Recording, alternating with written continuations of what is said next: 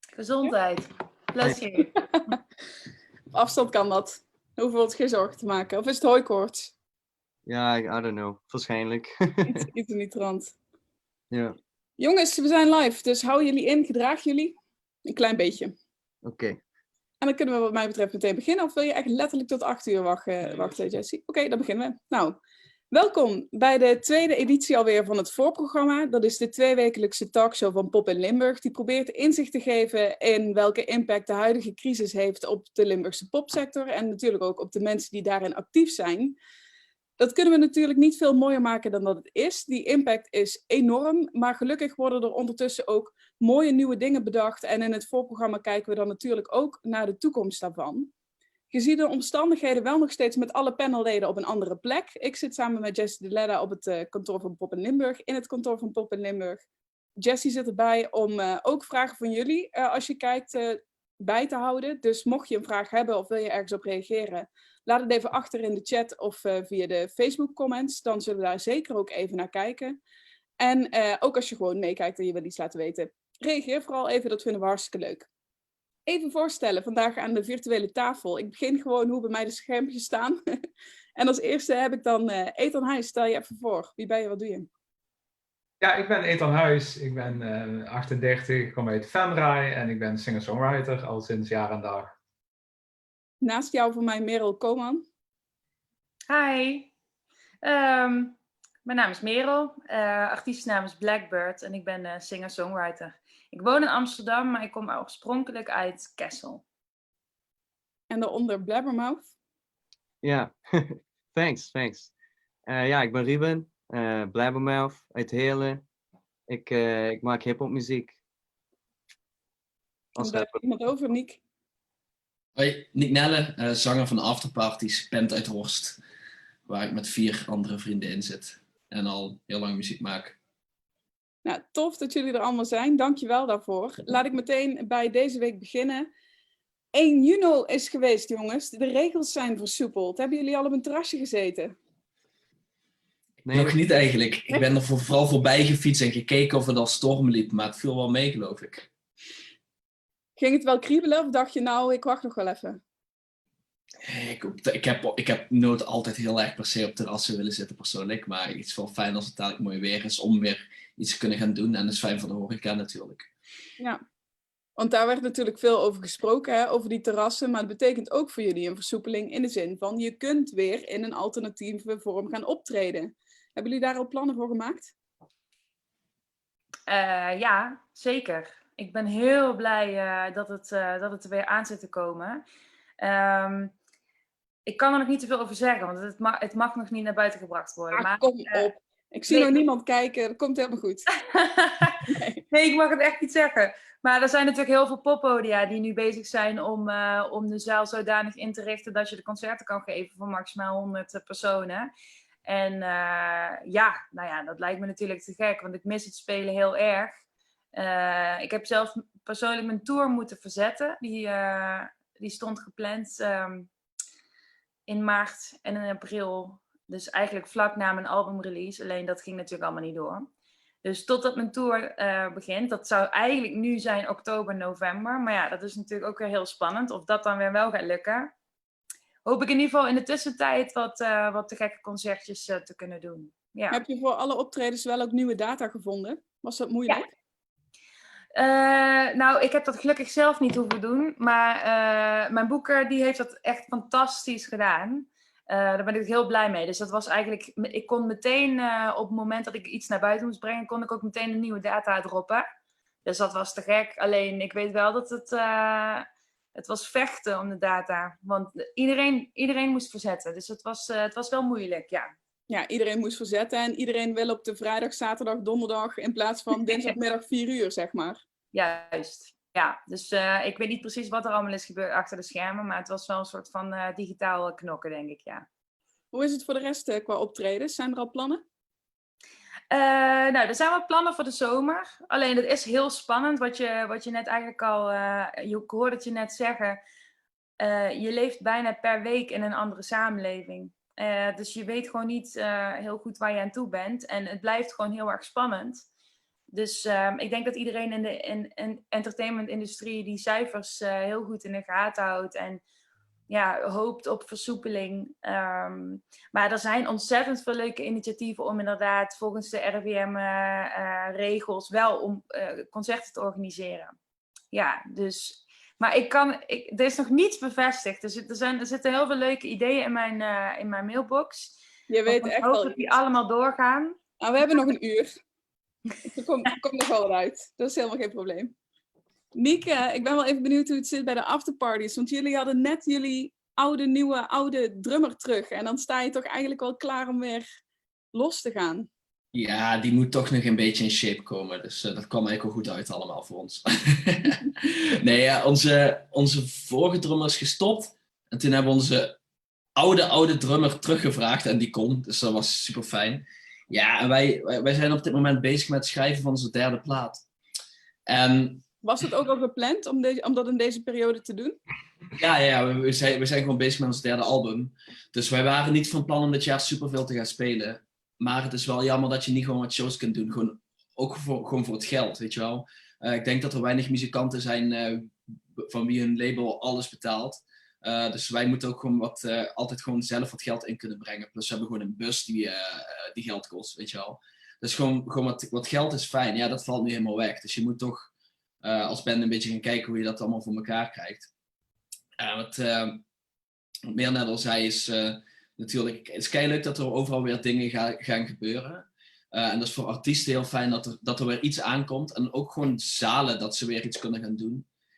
Maar dit kan natuurlijk niemand een jaar volhouden. Kijk, als een zaal een jaar lang voor 30 mensen shows moet gaan doen, is onmogelijk. En voor een band, ja, ik had er laatst nog gekscherend met iemand over dat als je al onze shows bij elkaar pakt, hebben we altijd gemiddeld voor 30 mensen gespeeld. Maar het is toch vreemd, weet je wel. Het is toch vreemd om straks voor 30 mensen te staan. En Ja, dan heb je het ook over cafeetjes of zo, waar 30 man er wel heel anders uitziet dan een of andere popzaal waar honderden mensen in kunnen. Wij hebben, iedereen in dit gesprek heeft voor een paar duizend mensen gestaan, maar ook voor 15 man, weet je wel. Dus dat kennen we allemaal, dus dat is niet erg. Maar het is geen jaar vol te houden, voor niemand niet. Dus, maar waar zijn jullie nu mee bezig dan? Want ja, het album, maar dat is toch een zorg die op je rust, zeg maar. Daar maak je je toch druk over. Daar ben je toch wel alternatieven voor aan het zoeken, lijkt me. Ja, dus dat komt vooral ook vanuit de zalen. Grenswerk heeft ons laatst gemaild op podium Grenswerk in Venlo. Daar wij altijd wel goede banden mee. Of iets wilden doen. Daar komt binnenkort iets van aan. En zijn ook wel shows aan het doen. Ja, nou, overal zijn initiatieven natuurlijk. Maar je hebt heel erg die balans van, oké, wat kun je gaan doen? En wat kun je logischerwijs wel wat mag, weet je wel. Je wilt niet hebben dat je straks... dat er toch weer nieuwe uitbraken zijn. Dus dat is echt een balans die iedereen moet vinden. Het is wat het is. Qua optredens, had jij echt nog heel veel staan in deze periode? Ja, ik had ook mijn album uitgebracht september en ik zou nu eigenlijk gaan toeren. Dus ja, eigenlijk is alles gecanceld. En ja, ik ga er eigenlijk vanuit dat ik pas volgend jaar weer ga optreden. Want ja, ook om nu voor 30 man te gaan spelen, dat kan voor sommige dingen wel leuk zijn, maar dat is niet per se wat ik als artiest zou willen. Ja, wat haal je daaruit ook? Zowel als artiest, als financieel, als wat de zaal er misschien ook uithaalt, zeg maar. Wie doe je er echt een plezier mee? Ja, dat is inderdaad de vraag. Want ja, voor sommige genres, akoestische muziek en noem maar op, past die setting misschien wel, weet je wel. Maar weet je, dat wil ik ook niet uitsluiten. Maar ik denk in mijn genre zit niemand echt daarop te wachten om het op die manier te doen. Voor jou, Ethan, is het misschien wel anders. Kan ik me voorstellen dat die kleine setting juist ook wel misschien als intiem en gezellig ervaren kan worden. Ja, kijk, die 30, dat gaat ook sowieso alleen over juni. Daarna is het 100. Maar dan is het dan natuurlijk ook de kleinere zalen passen misschien niet eens 100 met die afstand ertussen. Maar kijk, als singer-songwriter, dan kun je ook nog wat kampvuursessies of bossessies. Er zijn ook heel veel kleine theaters of schouwburgen waar ik nu initiatieven voorbij zie komen die gewoon één artiest meermaals op een dag hebben spelen. En dan bijvoorbeeld 2 of 3 verschillende acts en die verschuiven van zaal naar zaal. En die spelen dan steeds voor 30 man nieuw publiek. En dan heb je op het eind van de dag toch voor een kleine 100 man gestaan. En dat soort dingen. Dus heel veel mensen zijn toch creatief in denken. En binnenkort speel ik bijvoorbeeld zelf in een bossessie, wat ook de hele tijd voor een selectief gezelschap is. Maar dan ook 3 sessies achter elkaar. En dan heb je op het eind van de dag toch voor 100 mensen gespeeld. En kun je alles toch volgens de richtlijnen doen. En ik denk vanaf juni is het sowieso anders. Want dan, of juli bedoel ik, dan is het over 100 man. Maar ik denk wel dat Niek een goed punt heeft dat dit geen jaar houdbaar is. Want er is gewoon geen verdienmodel voor allemaal de kanten eigenlijk niet. En ook de festivals of de zalen, als die moeten gaan draaien met allemaal die richtlijnen. Dus voor nu heel fijn dat het kan, dat mensen weer kunnen spelen, dat mensen weer iets kunnen bezoeken. Maar het is voor niemand heel lang houdbaar, deze situatie, denk ik ook. Ja. En er zijn allemaal losse initiatieven, misschien ook kleinere initiatieven. Maar is er iets dat jullie echt zien als een soort van trend of als een soort van ding dat gaat blijven waar je echt iets aan kunt verdienen? Bijvoorbeeld betaalde livestreams, daar heb jij er volgens mij al een voor gedaan, hè Ethan? Ook voor het Rietveld Theater? Ja, en het Rietveld Theater is een goed voorbeeld, want die hebben nu een soort van hybride tussen livestream en concert. En die hebben in de maand juni, geven ze concerten en dan doen ze echt voor 30 man gewoon in de zaal zelf. En dan helemaal verzorgd met eten erbij en alles, dat je echt VIP-tickets hebt. En de rest kan dan betalen om datzelfde concert live te bekijken. Zo is er toch voor allebei de kanten een verdienmodel. En ik denk dat dat wel een heel goed idee is voor de korte termijn. Ja, ik denk dat livestreams zijn heel erg leuk, maar hoe lang zitten we in deze situatie? 3 maanden. Nou, op een bepaald moment is iedereen de livestreams wel beu. En het is nooit een totale vervanging voor gewoon naar een show gaan met een paar honderd mensen en daar dezelfde show zien. Weet je wel? Dat kun je niet evenaren met een livestream. Maar ja, zolang het niet met heel veel mensen kan, zullen we altijd naar alternatieven moeten zoeken. Ja, je hebt clubshows, maar ja, denk eens na over festivals. Dat gaat nooit niet gebeuren dit jaar. En ook begin volgend jaar ben ik heel erg benieuwd hoe ze dan in godsnaam willen gaan doen. Zolang er geen vaccin is. Ja, daar ben ik ook heel benieuwd naar. Want ik denk dat elke muzikant zich wel inderdaad instelt op dat er niet veel gespeeld wordt in 2020. En ik denk dat iedereen daar wel een soort van rust in kan vinden als er maar een soort van stip op de horizon staat. Maar dat is die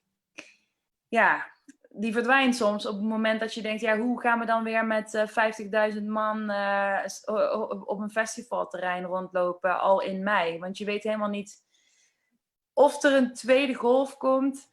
En zelfs als die niet komt, zitten we dan nog steeds in dezelfde situatie als dat we nu zitten. Dus dat is nog allemaal, er zijn nog heel veel vraagtekens. Ja. Jammer wel. Heel jammer.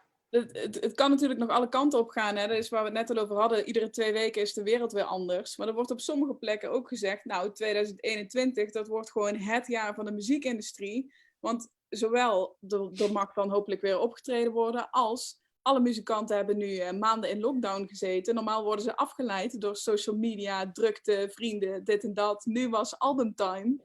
En volgend jaar komt alles in één keer uit. Ja. Ik weet niet of dat positief is.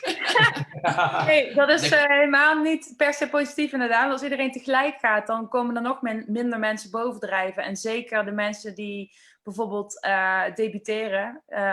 Mensen die juist nog niet zo bekend zijn, die prikken er dan helemaal niet doorheen. Het is al moeilijk genoeg.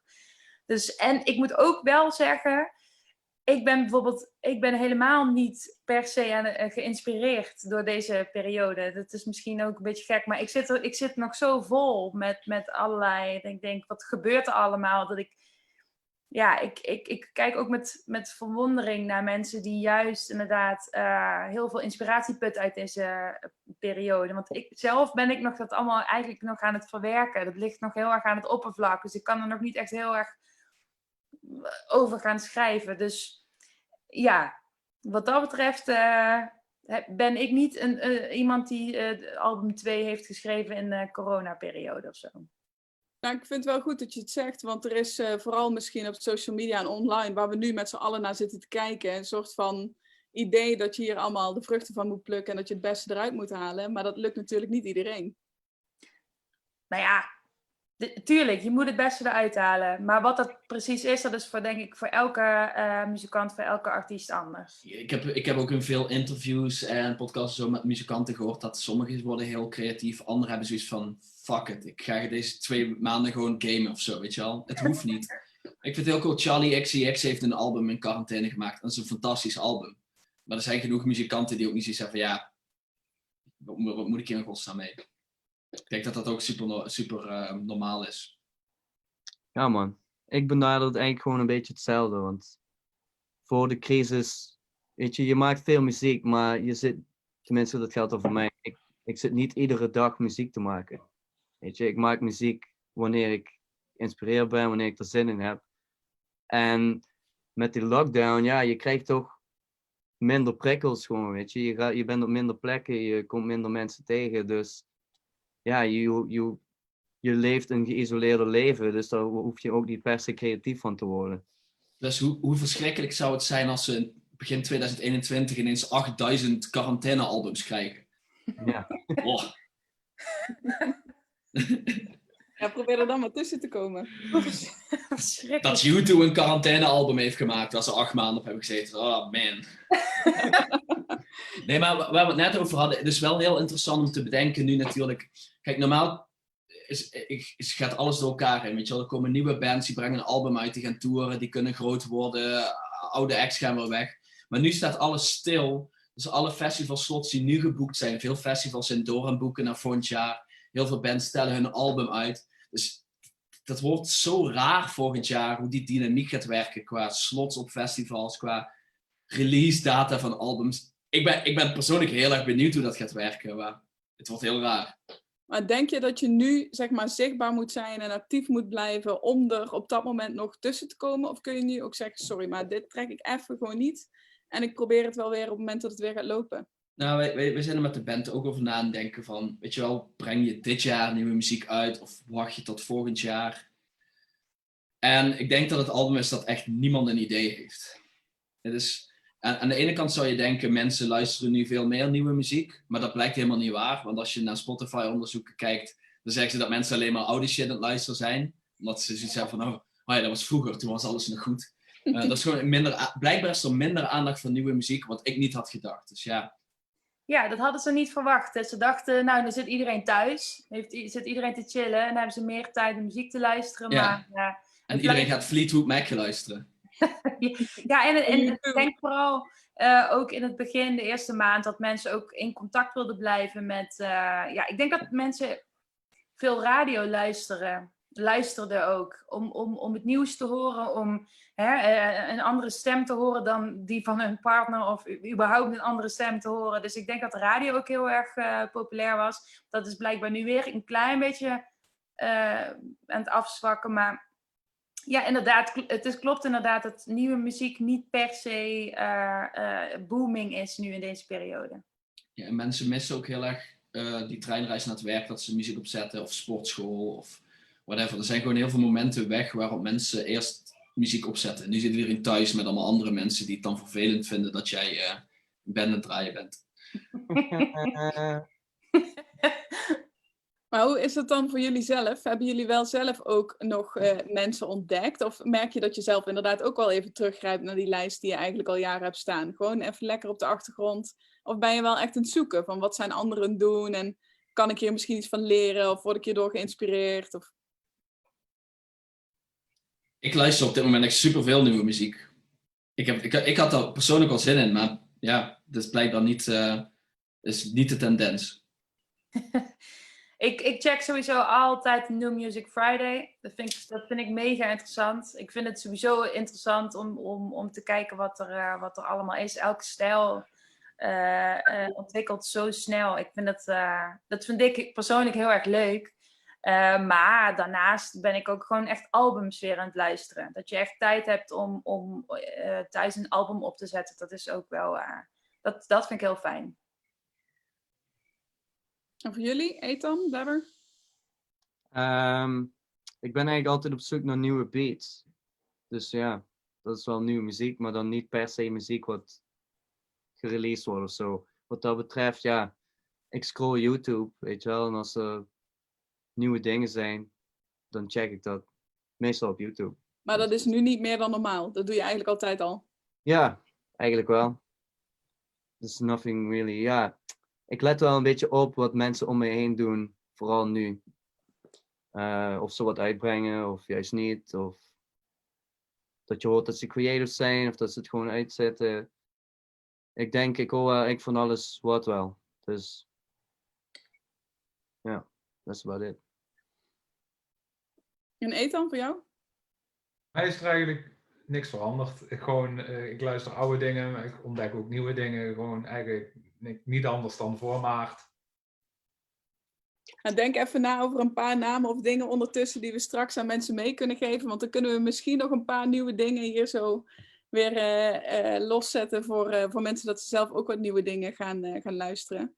Ik ben wel benieuwd, want we hadden het net al even over dat wel of niet releasen. Daar is natuurlijk niet één antwoord op te geven, maar die keuze hebben jullie wel moeten maken. Volgens mij bijna allemaal. Merel, voor jou was het zelfs het album, dat eigenlijk al begin dit jaar gepland. Uiteindelijk dan is het er, heb je het in de handen. Ja, en dan? Heb je nog gedacht van oké, misschien moet ik het toch nog uitstellen, het erover gehad, van we gaan het op een ander moment doen? Of dacht je oké, ik heb nu zo hard gewerkt, ik heb zo lang gewacht, dit is hem en het komt wel goed?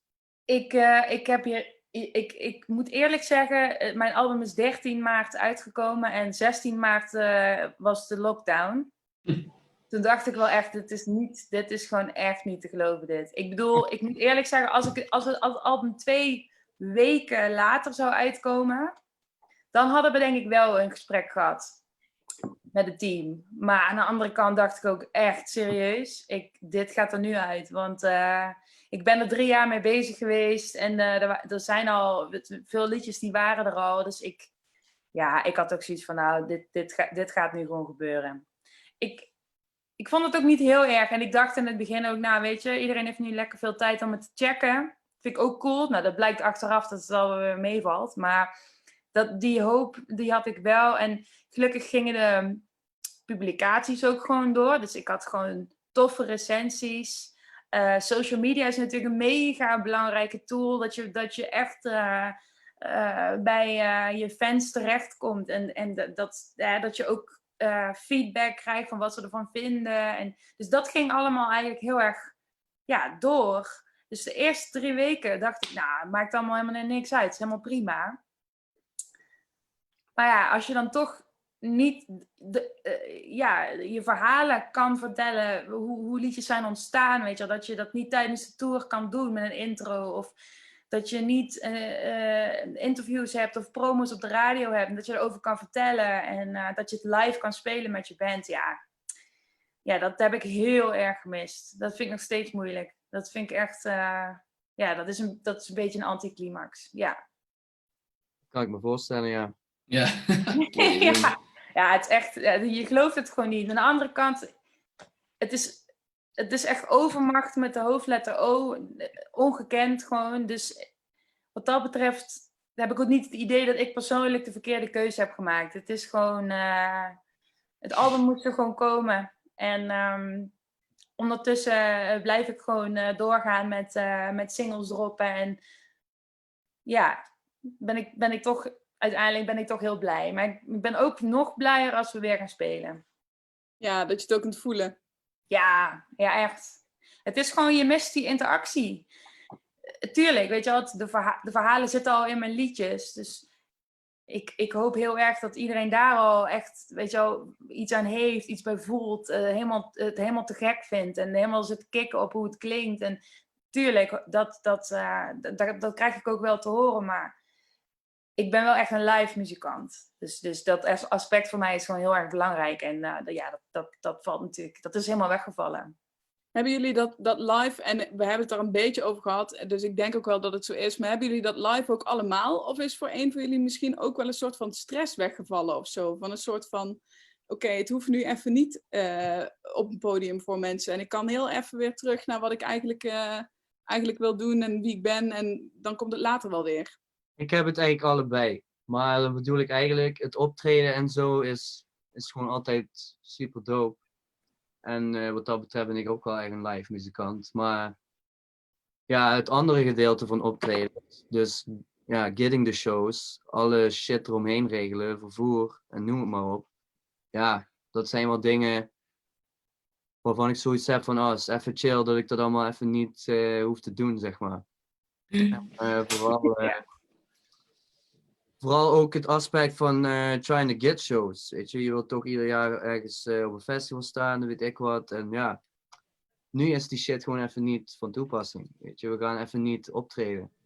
En het is wat het is. En ik denk dat iedereen wel van baalt. Maar ja, verder kunnen we er nu niks aan doen. Weet je wel. En ja, dat is een beetje hoe ik er wel in sta. Ik vind het chill dat die druk wel een beetje weg is. Maar aan de andere kant mis je natuurlijk op het podium staan. Absoluut. En ja, Merel zei net al, de interactie met je publiek die je dan hebt. Want dat heb je niet als je een album gewoon uitbrengt. Of weet je, bij een show ontmoet je de mensen die jouw shit diggen. Dus ja, dat is balen. Merken jullie wel dat mensen nu online misschien wat meer ook naar jullie uitreiken? Als het geen nieuwe... Ik weet niet of jullie wel ook zien dat er wel nieuwe mensen bij komen. Maar als het al niet zoveel nieuwe mensen zijn de mensen die jullie volgden dan wel ook actiever in dat te laten weten? Ja, in mijn geval, veel mensen wisten dat we op het punt stonden om een album op te nemen. Ik had dan nog het geluk, wat Merel niet had, dat wij nog niet aan het opnemen waren, dat wij nog makkelijker die beslissing konden nemen van, dan stellen we dat even uit. Maar er waren wel heel veel mensen die al zeiden via de socials van, zet voor zijn pre-order uit, we willen het album wel vast vooruit bestellen. Dat soort dingen kreeg ik wel heel veel te horen. En dat gaan we dan ook binnenkort doen, want we hebben nu nieuwe data. Ja, het is alleen nog, wat straks ook werd gezegd, wanneer ga je releasen, dat is nog even een ding. Sowieso niet dit jaar meer, maar we weten nog niet hoe het volgend jaar gaat zijn. Maar ik merk wel dat in de tussentijd dat de support, de mensen weten hoe moeilijk wij muzikanten het ook hebben. Dus ik merk wel dat de support, de vaste achterban ook wel bereid is om bijvoorbeeld een pre-order van een album pas over 3/4 jaar uitkomt of zo, om dat alvast te doen. Vinden jullie dat allemaal? Dat je wordt begrepen als in hoe moeilijk het is? Het lastige is, kijk, iedereen heeft het zwaar. Niet alleen de bands, maar ook de mensen die festivals organiseren. Maar wat denk je van allemaal... Weet je wel, ik heb allemaal vrienden die podiumbouw doen. Die hebben de hele zomer geen werk. Die kunnen gewoon iets anders gaan zoeken. Voor hen valt het hele inkomen weg. Ik bedoel, bij ons in de band is de situatie, wij werken ook gewoon allemaal. Dus wij hebben het geluk dat we gewoon nog naast de band een inkomen hebben. Wij zijn een soort stichting, wij douwen gewoon alles terug in de band. Dus ja, tuurlijk is het shit. Maar je kijkt ook gewoon meteen even om je heen en je ziet gewoon dat het overal ellende is. Dus ja, dat maakt het op een gekke manier ook een stuk makkelijker. Zo van, het is wat het is, weet je wel. We gaan gewoon verder. Het is gewoon machteloosheid, weet je wel. Dat is, voor iedereen is het gewoon machteloosheid. Wat kun je doen? En ja, je kunt het inderdaad relativeren. Er zijn mensen die hebben het nog 1000 keer slechter dan wij dat hebben. Aan de andere kant, ja, tuurlijk, je probeert wel als band te kijken naar van wat kun je dan wel doen, weet je wel. Je probeert ook een beetje inventief te zijn. Maar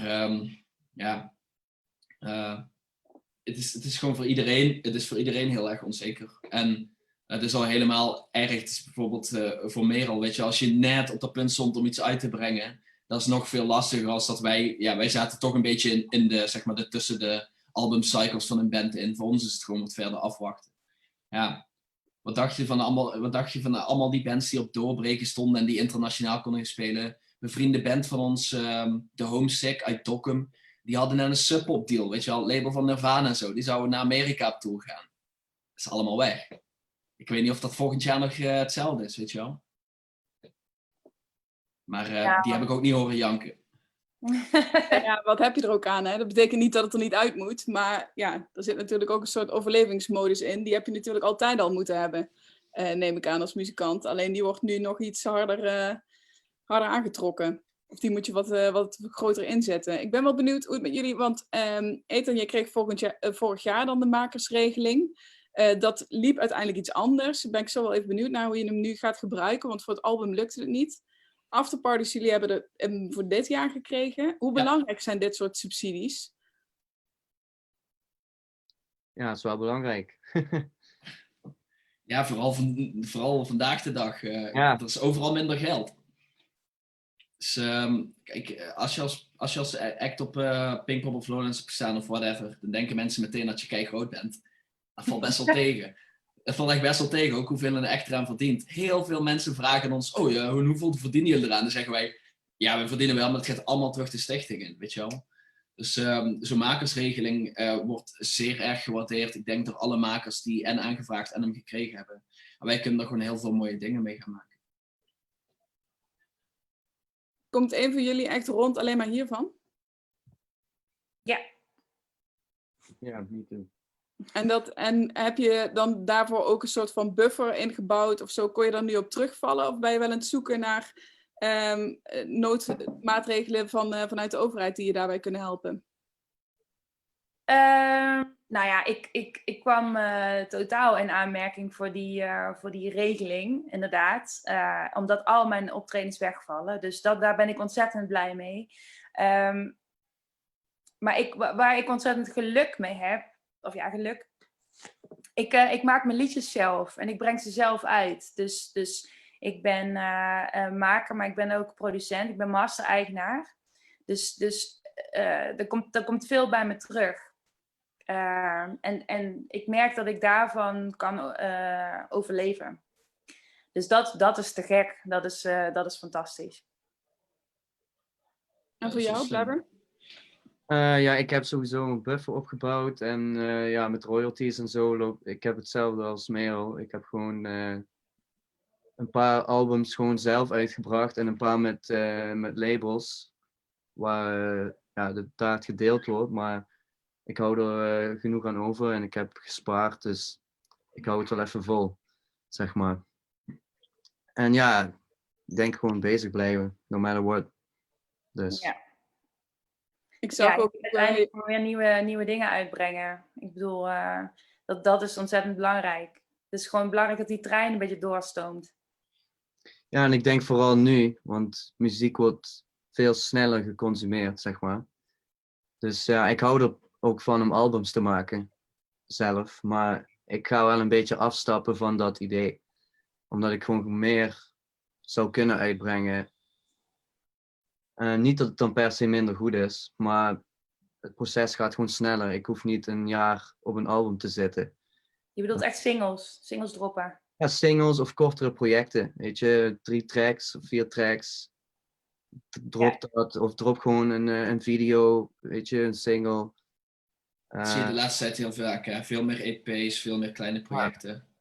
En dat is daarom, omdat mensen veel sneller wat nieuws van je willen. Ook. Vooral als je fans hebt opgebouwd, die willen die shit gewoon, weet je. Dus het is gewoon cool ook om dat proces sneller te bewandelen. Ja. En tevreden te zijn aan het einde, daarmee ook. Dus. Dat is nog wel het belangrijkste. Maar jij release nu superveel. Is dat veel dingen die je had liggen ook nog? Of is dat allemaal nieuw? Of ik moest wel lachen, want ik zag op jouw Facebookpagina dat iemand op een gegeven moment reageerde van man, you're like a machine. Are you still dropping new ones? This is insane. Ja, ik heb van mijn laatste album, die is vorig jaar september uitgekomen. En daar heb ik iets van 5 of 6 clips voor geschoten. En ja, die drop ik dan om de 2 maanden drop ik een nieuwe clip. In de tussentijd heb ik alweer 2 nieuwe albums gemaakt. Ik heb nu een EP klaar. Ja, ik heb nu wel zoiets van damn, ik moet even, I need a break for a while. Weet je, en dan is het, ik vond het dan altijd chill ook om te reizen, want dan ben je er niet per se, dan ging ik ieder weekend shows spelen. En dan ben je er niet per se lang eruit, maar wel lang genoeg om even te denken van, ik was even niet thuis en het was een vet weekend, weet je, nieuwe mensen ontmoet, prikkels. En daar haalde ik altijd heel veel uit om nieuw materiaal mee te maken, zeg maar. Dus wat dat betreft vind ik het nu wel ietsje lastiger of zo. Om echt, daarom denk ik ook om kortere projecten te doen. Want ik merk ook aan het einde van albums, ben ik ook al een beetje creatively zo van, ja, I wanna, you know, maybe it's not good enough, or maybe I should step up my game a bit more. Of toch nog net een extra track maken, of ja, ik denk dat iedere artiest het wel heeft. Hoe denken jullie daar verder over kortere projecten? Nou ja, ik snap het heel goed. Ik snap heel goed dat artiesten singles droppen. Zeker independent artiesten ook, omdat het qua financiën ook te doen is. Weet je? Het is te doen om een keer een dag de studio ergens te huren en wat op te nemen. Een album, dat kost gewoon veel meer. Ik heb daar wel nu persoonlijk voor gekozen, omdat ik na 3 jaar echt dat heel graag wilde. En omdat al mijn helden, dat is ook echt albummuziek. Ik maak popmuziek, maar het is allemaal, het is echt, het is opgenomen door, ik heb met mijn band opgenomen, een strijkkwartet heeft bijna alles ingespeeld, blazers, er zit zo ontzettend veel in. En ik hou dan van een geheel en ik wilde een debuutalbum hebben. Ja, een totaalplaatje, zeg maar. Ik denk dat heel veel muzikanten wel gewoon nog steeds het album waarderen. Kijk, het album komt natuurlijk vanuit vroeger, omdat vroeger was er geen internet, dus dan moest je gewoon een product hebben wat je aan mensen kon verkopen, gewoon een LP of een CD. Maar nu met Spotify is alles veranderd en eerst Soundcloud. Waardoor je gewoon veel makkelijker gewoon kleine projecten kunt doen. Weet je wel, de meeste muzikanten vinden het nog niet eens meer boeiend om een LP te maken. Maar uiteindelijk denk ik wel bij de meeste muzikanten, als je terugdenkt, dan denk je toch aan een album, weet je wel. Ik denk voor ons is dat wel zo, ja. Ik denk, de muziek die heeft gevormd, bij mij is dat vooral begonnen op middelbare school. Ja, dat waren allemaal albums. En persoonlijk wilde ik heel graag mijn liedjes gewoon echt op een vinylplaat hebben. Dat is voor mij gewoon iets wat ik belangrijk vind. Maar het kan zomaar zijn dat ik over 3 jaar denk, ik ga een EP. Ik heb nu een EP'tje en dat hoeft geen album verder te worden. Ik ga niet de kosten wat het kost elke keer maar weer minimaal 10 nummers maken. Maar ik hou persoonlijk heel erg van albums. Dus ze zullen er ook zeker nog wel verschijnen vanuit Blackbird. Kijk, dat is alweer goed om even te noteren. Dan weten we dat in ieder geval. Ik ben wel even benieuwd, want we hadden het al kort even over die makersregeling van vorig jaar. En we hebben het nu ook over albums. Je had hem eigenlijk om een album op te nemen nu. Dat werd natuurlijk super lastig allemaal door die crisis. En je hebt het, voor zover ik begrepen heb, allemaal een beetje omgegooid. Wat ga je er nu mee doen? Ja, dit album zouden we vanaf maart gaan opnemen. Dat was in eerste instantie voor onbepaalde tijd vooruitgeschoven. Toen we nog niet wisten hoe lang dat nog ging duren, het toch wel bij ons begon te kriebelen om wat uit te brengen en wat op te nemen. Toen hebben we ik zelf met mijn vaste liveband, hebben we allemaal vanuit thuis een deel van de single opgenomen. We hebben gewoon 1 liedje naar voren getrokken, wat oorspronkelijk helemaal geen single zou worden, maar gewoon het kleinste liedje van de plaat, wat we dus ook heel makkelijk buiten een studio zeg maar kunnen opnemen. En toen zijn we thuis gaan opnemen. Ik heb de nodige upgrades daarvoor moeten doen qua mics en alles wat ik had. En toen hebben we gewoon in een paar weken tijd de single opgenomen. En er zijn later nog strijkers overheen genomen. Er wordt nog artwork bijgemaakt door dezelfde persoon als straks ook het album gaat doen. En hij is nu gemasterd en hij komt waarschijnlijk halverwege juli uit. En we hebben nu net, dat is deze week gebeurd, de verschoven data zijn nu ingepland van het album. En we gaan nu vanaf augustus, dus toch al redelijk snel, gaan we de rest van het album opnemen. En dat wordt meer een bandgeheel. Het is niet echt, ik ben zelf wel de singer-songwriter, maar dat is niet per se mijn genre. De eerste single misschien wel, maar de rest is toch meer Americana folk met poprandje. We mikken niet meer op een release dit jaar, maar we willen wel het momentum zo ver mogelijk rekken met waarschijnlijk 2-3 singles uitbrengen voordat het album uitkomt. En dan ergens volgend jaar het album droppen en hopen dat er dan een klimaat is waarin we wat kunnen spelen en zo. En waarin er ruimte is voor het album ook. Ja, precies, want dat is wel inderdaad een goed punt wat iedereen noemde. Omdat je weet niet of het helemaal dood gaat vallen als iedereen rond die tijd wat gaat releasen. Maar ik ben eigenlijk benieuwd naar iets wat straks werd besproken met Merel. Omdat dat album was net uit en toen zei je als hij 2 weken later stond gepland, dan hadden we misschien een gesprek gehad over een verzetten van de release. Maar omdat dat puntje op de horizon waar we naar kijken nog helemaal niet bekend is en misschien wel, als je de meest negatieve mensen mag geloven, misschien wel 2 jaar vooruit moeten kijken. Dat is dan toch ook helemaal geen optie om een album zo ver vooruit te gaan schuiven, wat het dan helemaal niet meer iets van dat moment is. Nee. Nou ja, ik moet ook eerlijk zeggen, waarschijnlijk was het dan... Kijk, mijn tour is verzet naar eind oktober, november. Dus ik denk dan dat mijn album dan na oktober was verzet. Maar dan hadden we wellicht in hetzelfde schuitje gezeten. Er is eigenlijk inderdaad helemaal niks van te zeggen. Het is gewoon, ik weet zeker dat we een gesprek zouden hebben gehad. Maar wellicht hadden we anders alsnog besloten om het gewoon in maart te doen. Ja, I don't know. Ja, kijk, een half jaar is dan bijvoorbeeld nog wel te overzien. Maar ik denk dat we dat ook allemaal herkennen. Een album is altijd ook wel een momentopname. Want een jaar later zou je niet nog exact dezelfde plaat uitbrengen. Of opnemen, bedoel ik. Het is toch altijd een momentopname. En het voelt, ja, voor mij, ik weet niet hoe het voor de rest is, raar. Omdat zo, je wacht er soms wel even mee. Maar om het echt 2 jaar op de plank te hebben liggen, dat zou voor mij niet oké voelen. Dan zou ik al bijvoorbeeld desnoods 2 extra tracks nog opnemen en daarbij zetten, dat het toch nog een beetje van nu voelt, zeg maar. Ja, een deluxe plaat. Een deluxe editie, ja. Nico, hoe is dat voor jou? Want jullie zijn hier bezig met het opnemen van een album. Merk je ook dat deze periode dat album beïnvloedt? Voor mijn gevoel, altijd als je een album uitbrengt, zijn die nummers al 3 jaar oud. Dus tot een bepaalde hoogte heb ik altijd zoiets van, oh, dat is oud nieuws als je die nummers uitbrengt. Want meestal zijn ze al een jaar oud of zo, die liedjes. Ja, dat heb je zelf al zo vaak gehoord ook natuurlijk. Ja. En ik ken ook ook... helemaal niet. Tenminste, maar dat is misschien ook omdat jij zit bij een label. Ja, nou ja, bij ons duurt het sowieso altijd lang. Oh, oké. Veel te lang. Maar het duurt, weet je wel, LP's drukken en zo. En het duurt altijd lang. Ja, nee, ik krijg altijd op mijn Vooral in donder. Nederland.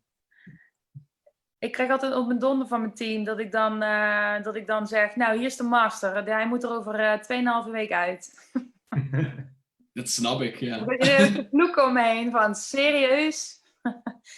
Maar ja, soms ging het gewoon niet anders. Omdat ik dan het liedje niet eerder af had, de lyrics niet eerder af had. Of het studio kon maar alleen op die dag, was hij nog vrij voor een bepaalde prijs. Of, het had met allerlei dingen te maken, vaak ook met geld. Maar dan had ik wel bedacht, het moet wel die datum, want het komt supergoed uit. Want dan had ik een heel verhaal. Nu loopt dat iets rustiger, omdat ik iets meer mensen om me heen heb nu. Maar ik heb wel wat mensen gek gemaakt met mijn snelle releases, ja. Maar wordt de muziek die jullie nu maken echt beïnvloed door deze periode? Of probeer je daar juist ook heel erg van weg te blijven? Ik moet nog beginnen. Voor mij zit nog heel erg in mijn album. Ik heb mijn laatste liedje eind 2019 geschreven. Het album is nu net uit. Ik ben alleen maar dingetjes aan het schrijven, echt wat teksten. Dus voor mij wordt alles wat ik vanaf nu maak sowieso anders. De corona of geen corona. Het is gewoon hoofdstuk 1, album 1 is gewoon voor mij afgesloten. Dus voor mij wordt het sowieso een heel nieuw ding. Ja, voor mij was wat veranderd is. Ik heb ook geen nieuw liedje geschreven in coronatijd. Maar wel die single die dus naar voren getrokken werd. Dat is een troostend liedje. En dat zouden we eigenlijk in een andere arrangement op de plaat zetten. Full band met drums en alles erbij.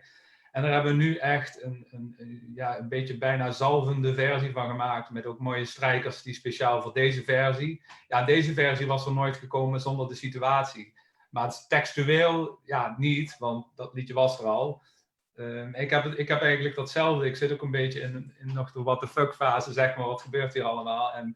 En dat je dan... het voelt een beetje cheesy om nou een corona-liedje of zo te gaan schrijven of zo. Ik weet niet. Ik breng gewoon uit wat ik uit wil brengen. Corona of geen corona. Ik denk ook dat als je nu iets schrijft, in ieder geval voor ons dan, als we nu iets zouden schrijven en over een jaar uit zouden brengen, dat dat echt zo eeuwig geleden voelt. Ook omdat deze situatie zo snel verandert, weet je wel. In maart zat iedereen er anders in als dat we er nu in zitten en in augustus zitten we er weer anders in. Het kan wel heel cool zijn, wat ik al zei, die plaat van Charlie XCX is echt fantastisch. Die heeft ze in een maand tijd geschreven en uitgebracht. Dat is heel erg een plaat van dat moment. Ja, ik denk dat het echt verschilt van artiest tot artiest. Maar wat Ethan ook al zegt, het kan super cheesy zijn. Ice Age, zo'n band die ik echt fantastisch vind, heeft ook zo'n quarantaine nummer geschreven. En dat is echt verschrikkelijk. Dat ze nooit moeten doen. Ja, kijk, als je een heel vet... Ik ben nu dus heel benieuwd naar dat album van Charlie. Is echt heel goed. Ja, daar ben ik nu dus heel benieuwd naar, want ik vind dat wel heel vet. Kijk, als jij gewoon de studio ingaat en je zit helemaal in die flow en je knalt, ik weet niet hoeveel nummers het zijn, maar je knalt gewoon een heel album erop, ja. Een stuk of 10. Maar het leuke ook hoe ze het geproduceerd heeft, is gewoon, zij zit thuis, iedereen zit thuis in Amerika, want dan was het nog strenger dan hier. Zij heeft geproduceerd samen met producer A.G. Cook en Dylan Brady van 100 Gags. En die zaten dan in LA en New York. En dat is gewoon serieus via WeTransfer gegaan, beats op en neer sturen. En ze deed dan op Instagram met haar fans praten over de teksten. Ja, dat vond ik kei cool. Het had echt een verschrikkelijke plaat kunnen worden, maar die is echt heel goed geworden. Ja, ja, dat is gewoon een super vet verhaal. Maar er zijn gewoon ook heel veel dingen voorbij gekomen dat ik ook dacht van, oh, iedereen is zo hard aan het proberen om in de picture te blijven, om relevant te blijven. En het is heel logisch, want het is voor heel veel artiesten sowieso al moeilijk. En dan komt er dan komt er een pandemie en dan weet helemaal niemand meer wat hij moet doen. Maar het is inderdaad niet bij iedereen, het komt niet bij iedereen, nou ja, ik wil zeggen, het komt niet bij iedereen uit het hart, maar dat is misschien dat kan ik eigenlijk helemaal niet. Oh nee, zeker. Er is zeer veel onoprechte muzikanten die zo'n shit aangrijpen om iets te maken, tuurlijk. Oké, nou. Dat mag je best zeggen. Oké. Ja, en persoonlijk voel ik dat niet zo. Ik heb ook die druk even gevoeld. Ik heb een soort van week gehad dat ik dacht, iedereen brengt shit uit, iedereen is creatief en ik ben alleen nog maar, nou, jij noemde het de what the fuck fase, die duurt bij mij eigenlijk al gewoon ruim 2 maanden. Ja, ik heb het er ook over gehad met wat mensen om me heen. En gelukkig zeggen die ook van, hallo, doe eens even normaal, doe even rustig. Je hebt net een heel album eruit geknald. Het is echt niet zo dat je niks aan het doen bent. Het is ook gewoon even terugkijken op een bepaalde periode. Dus ja, ik denk dat iedere artiest op zijn gevoel iets moet uitbrengen of niet. En ik denk dat eigenlijk... Ja, ik denk dat je het weet als je iets supergoeds in handen hebt. Als je gewoon een super mooi, super vette track hebt gemaakt. Dan moet je hem uitbrengen, punt. That's it. Is het erg, we hadden het er net al kort even over, maar nog niet helemaal. Is het erg als je nu niks aan het doen bent? Voel je je verplicht, zeg maar, voel je je vrij om daarin een eigen keuze te maken? Of voel je je toch wel verplicht om mee te gaan met wat anderen aan het doen zijn en wat je ziet? Wat natuurlijk ook maar een soort van plaatje is dat voorbij komt, maar toch. Nou ja, ik denk dat het allerbelangrijkste is dat je gewoon, wat ik net al zei, de muziek moet uitbrengen die jij wil uitbrengen. Los van alles moet je gewoon blijven maken wat je wil maken. En ik denk dat het geen zin heeft om dingen maar snel uit te brengen, omdat je denkt, ik moet met de rest mee. Als jij zelf nog niet helemaal tevreden bent of dat het niet iets, of dat het kwalitatief of inhoudelijk of whatever niet iets is wat je normaal wel zou uitbrengen, dan moet je dat ook zeker niet nu gaan doen. Ik denk dat het voor iedereen anders is. Nogmaals, ik denk als ik een super vet liedje in handen heb en ik denk, wauw, dit is helemaal te gek, dit moeten mensen horen, dan breng ik het uit. En zolang ik dat niet heb, breng ik het niet uit. Ja, ik denk, wij zijn hier allemaal gewoon muzikanten die gewoon liedjes schrijven. En dat is fantastisch. Maar iedereen denkt ook wel een beetje na over, weet je wel, de industrie en uitbrengen. Dat zijn wel dingen waar wij allemaal gewoon met mensen ook over praten. En waarschijnlijk of domme beslissingen maken of hele goede beslissingen maken. Maar het is zo raar. Kijk, bijvoorbeeld Laura Marling, supergoeie muzikante. Haar album kwam eigenlijk in november uit. En zij heeft de release juist naar voren gehaald. Zij heeft hem zo midden in quarantainetijd uitgebracht. Wat eigenlijk heel raar is. Maar zij had zoiets van, ja, die plaat is klaar. Ik kan hem net zo goed gewoon nu uitbrengen. Want ik weet ook niet hoe november is. Dus. Vet. Ja, vond ik ook wel cool. We hadden het heel even over die kwaliteit. Je ziet nou ook veel muzikanten zowel livestreamen zeg maar, vanuit de woonkamer als in thuisstudio's of in zelf ingerichte plekken dingen opnemen. Hebben jullie dingen ontdekt waarvan je dacht, oh ja, dit kan ik ook gewoon thuis zelf en hier kan ik in de toekomst ook gebruik van maken? Dingen die jullie misschien eigenlijk wel juist kansen geboden hebben om nog meer of nog anders muziek te maken de komende tijd? Not really. Voor mij niet. Nee. Nee, voor mij niet zo. Ik dat, Niemand zo...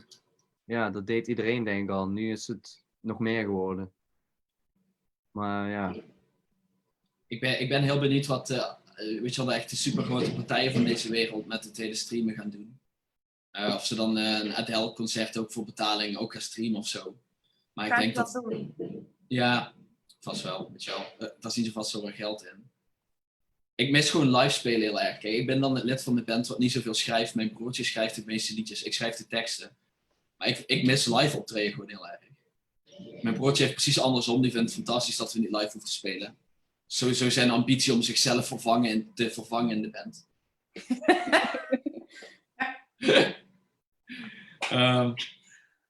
Ja, kijk, je ziet veel meer livestreams, maar die zijn ook weer weg aan het gaan. Dus...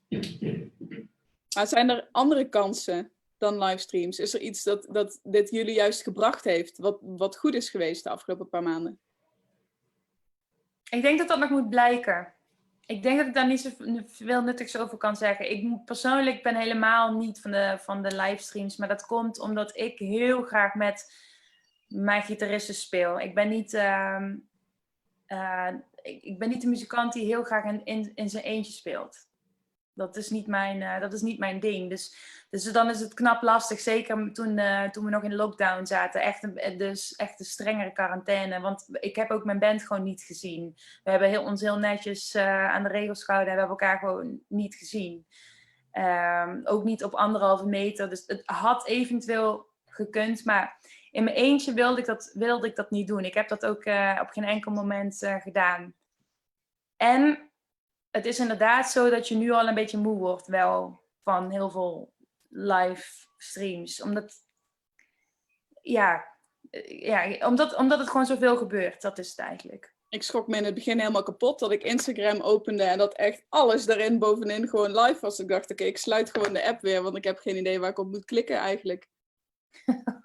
Nou ja. Ja, kijk, dat is het gevaar. Hè? Als iets gewoon door iedereen wordt gedaan, dan is het ook niet meer leuk. En of dan is er weer een overkill.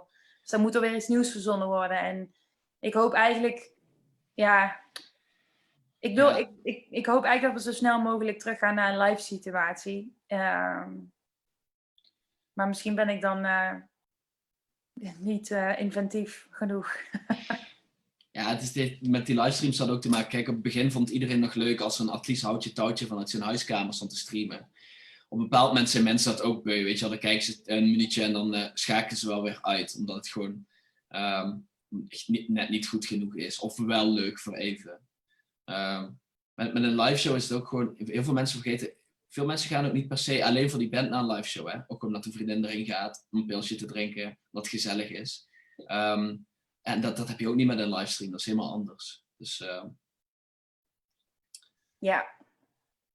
Ja, het is gewoon die magie die in de zaal hangt.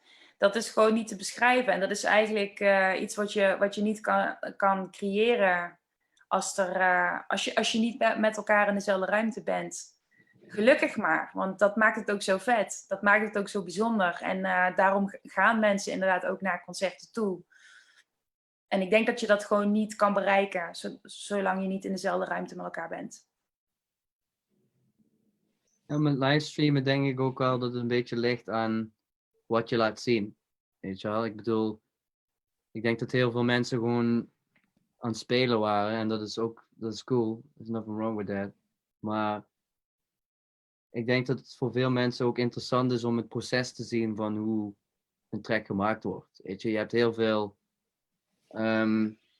gasten op Facebook die dan met een keyboard die shit spelen en ze hebben meteen die track staan. Ze leggen meteen de vocals neer en alles gebeurt in het moment.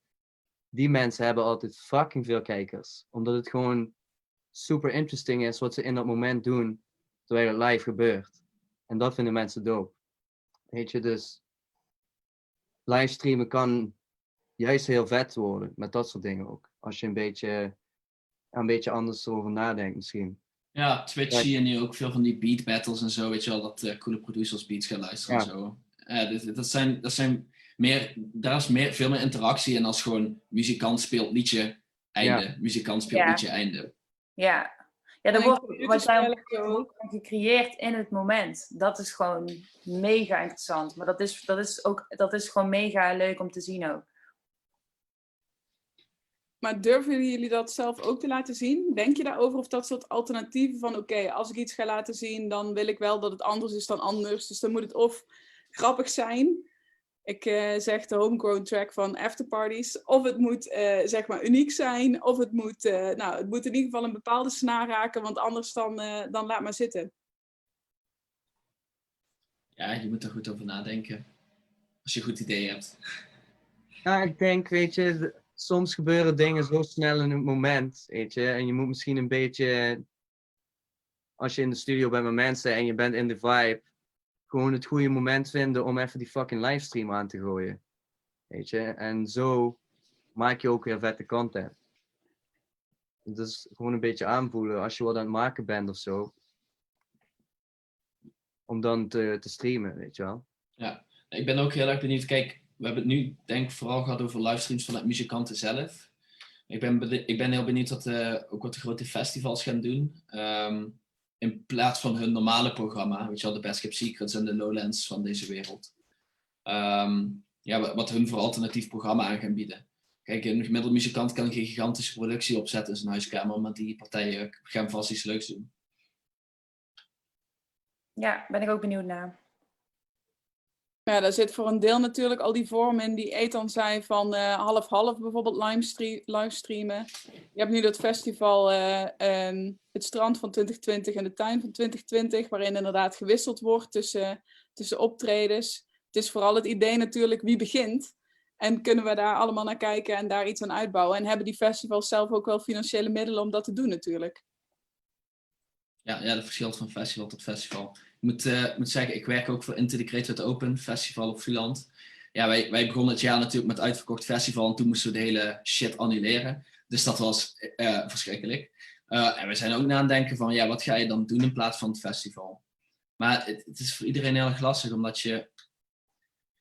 Een van de meest trieste dingen die ik heb gezien was die show in Duitsland, waar een techno-dj stond te spelen voor 100 mensen, die dan allemaal €100 voor een kaartje hadden betaald. Ja, dat is niet wat je wil in de toekomst, weet je wel. Je wilt niet dat straks alleen rijke mensen naar een festival kunnen. Dat zou verschrikkelijk zijn.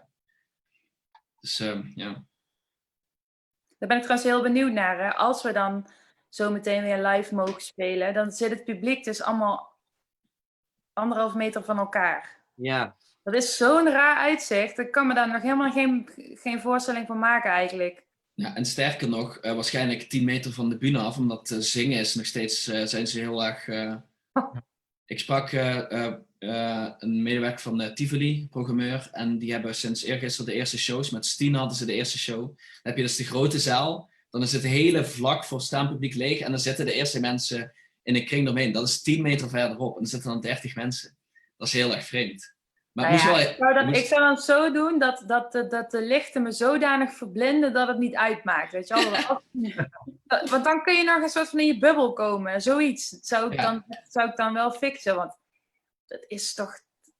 Het is bizar. Ik bedoel, ik ben heel blij. Hè? Ik zou het dan maar misschien voor mezelf gaan zien als opname van een live videoclip. Want het is gewoon niet een normale situatie. Maar ja, ik ben daar wel... Ik bedoel, we maken het een keer mee. Het is leuk om dit een keer mee te maken. Maar ik denk wel dat als je dit 10 keer hebt gedaan, dat je denkt, oké, nou, dat was leuk. En laten we nu maar weer even de normale situatie weer hebben. Misschien moeten we van die cardboard cutout mensen in die... Dat doen we wel op sommige plekken, ja. Maar dat ziet er ook niet uit. Dat is ook raar. Ze willen toch altijd altijd hologrammen van Tupac maken. Ze kunnen beter gewoon een hologram van het publiek maken. Ja, echt? Allemaal aan het juichen, de hele tijd aan het klappen. Ja. Niemand praat door je heen. Iedereen zingt alles mee. Alleen maar enthousiast. Ja. Het ideale concert kan nu gewoon even ontwikkeld worden. Ja, ongeïnteresseerde managers aan de bar die op een telefoon zitten te swipen. Haters. So very realistic hologram. We hebben het tussendoor al een klein beetje besproken, maar laten we toch even een rondje maken voor zover je naar de toekomst kan en durft te kijken. Waar ben je mee bezig? Wat ga je doen? Laten we toch even kort nog benoemen. Ethan, jij bent bij mij het eerste schermpje. Laten we met jou even beginnen. De komende periode, laten we het even hebben over de komende 2 maanden. Wat ga je doen? Ja, zoals ik al zei, de single komt uit. En voordat we de single gaan droppen, komt er eerst een mini-tourtje. En dan gaan we zo'n shows doen. Je weet wel, zo'n doordraaishows. Dat er steeds voor nieuwe publiek is. Bosshows, tuinshows. Allemaal die kleine dingen die je wel kunt doen in de maand juni en begin juli. Vervolgens brengen we dus de single uit. En dan gaan we aan de voorbereidingen voor het album opnemen. En ja, ik heb nog één positieve voorspelling voor het tweede halfjaar. Zin in. Ik denk dat op een gegeven moment er een nieuwe versoepeling komt, ook op live concerten. En dat je bijvoorbeeld je inner circle, dat je daar niet de 1,5 meter regel. Want nu is het per huishouden dat ze het nog bekijken. Maar ik denk gewoon ook met je vrienden en mensen die je toch heel vaak ziet. Dat gaat er op een gegeven moment toch af. Die ga je toch op een gegeven moment wat dichterbij komen. En ik denk dat als we richting eind van dit jaar zitten of begin volgend jaar, dat er toch wel weer live, dat er wel 1,5 meter is, maar echt gewoon tussen jou en mensen die je echt nooit ziet, zeg maar. Met je inner circle, je familie, vrienden, dat op een gegeven moment wel weer bij elkaar mag. Dat is mijn voorspelling dat dat op een gegeven moment nog wel versoepeld wordt. Dat heeft niks met je vraag te maken, maar ik denk, gewoon Maar dat een ik beetje hoop. positief Ja. Ergens naar uit willen Fijn. kijken. Merel, voor jou. Ja, de komende 2 maanden. Ik ga waarschijnlijk weer wat optredens doen vanaf juli. Dus daarvoor niet. Ik ga over 2 weken een single uitbrengen. Dus dat is ook super spannend. Ik hoop wat radiopromo's te gaan doen. Want ik hoorde dat ligt weer allemaal een beetje open. Ik had heel veel promo's staan. Maar die gingen natuurlijk allemaal niet door. Dus ik hoop die zo snel mogelijk in te halen. Ja, dus de single, daar heb ik echt onwijs veel zin in. Spelen met de band. En ik hoop eigenlijk dat ik aan het einde van de zomer weer de studio inga. Dus ik ga ook weer beginnen met schrijven. Toch dat tweede album. Ja, tuurlijk. Ja. En Blabbermouth, voor jou. Ik breng volgende week, als het goed is, een nieuwe video uit. Met de vinyl repress van mijn laatste album. Ik heb een nieuwe EP klaar. Die moet ik even ergens ook gaan pressen op vinyl en uitbrengen. Dus dat ga ik denk ik de komende 2 maanden doen. En ik heb nog een ander album wat afgemixt moet worden. Dus daar ga ik mee bezig. En ik heb nog een clip die geëdit moet worden. Druk zat. En Ja. niet de afterparties. En we zijn gewoon druk aan het schrijven. We zijn natuurlijk met 5 mensen. We moeten altijd toch naar huis om te repeteren. Maar dat doen we ieder weekend. We zijn aan het schrijven en dan kijken we wel. Zoals dat zo mooi heet. Ja, kijk hoe Maar de wereld er dan uitziet. Ja, wij hebben er gewoon alle 5 nog gewoon zin in. Dus we gaan gewoon verder. Als er nu muzikanten meekijken of dit later terugkijken, en dat zijn zowel nieuwe muzikanten die nu denken, oké, ik ben net begonnen, ik ging mijn eerste optredens boeken, dat gaat niet gebeuren. Of het zijn muzikanten die misschien nu ook wel een album klaar hadden liggen en eigenlijk niet weten wat ze moeten. Wat zou je meegeven aan die muzikanten? Wat voor advies zou je ze willen geven? Dat ze even wachten tot wij wat hebben uitgepakt. Ja. 2022 is jullie jaar. Eerst wij. precies. Kom dan maar terug. Get in line. Ja. En ook aan alle grotere artiesten. Ook wacht even tot 2022. Ja, Als vooral- jullie gewoon alvast even wat Ja. data inplannen, dan kan de rest daar even omheen plannen. Ja. Nou, ik zou willen zeggen, er is niet één manier. Er is er gewoon niet. Er is niet een blauwdruk voor succes. Dat is er überhaupt al niet. Maar ook in deze periode, niemand heeft de wijsheid in pacht. Dus ik zou zeggen, ik ga altijd uit van het materiaal. Als je gewoon vette liedjes hebt, dan maakt het niet uit in welke tijd je dat uitbrengt. En tuurlijk kun je kijken, hè, als je een label hebt dat zegt, nou, verschuif het even 1 week, want de week daarvoor zitten er andere. Kijk, dat kan altijd. Maar ik zou zeggen, als je iets hebt waar je onwijs trots op bent en je denkt, ja, dit is wat ik wil maken, dit is wie ik ben, breng het uit. Ik denk dat ik zou zeggen, weet je bent als muzikant al afhankelijk genoeg eigenlijk van fans of labels of noem maar op. Dus ja, independent is the way to go, if you ask me. En het is goed om partnerships te sluiten met mensen, maar ja, bouw gewoon je eigen fanbase op. zodat je daaraan kunt cateren.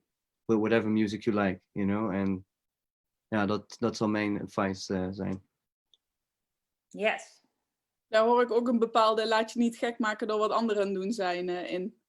Ja, absoluut. Ik bedoel, in hiphop brengt iedereen, ja, niet alleen hiphop, maar veel mensen brengen veel muziek uit. Maar ja, ik zie dat niet als een ding wat mijn release schema beïnvloedt. Weet je, I just cater to the people that like my music, weet je wel. En dan komen nieuwe mensen bij iedere dag. Dus ja, ik zou niet weten hoe ik het anders zou moeten doen, eigenlijk. Ja. Je moet jezelf niet te veel, of eigenlijk gewoon liever gewoon helemaal niet vergelijken.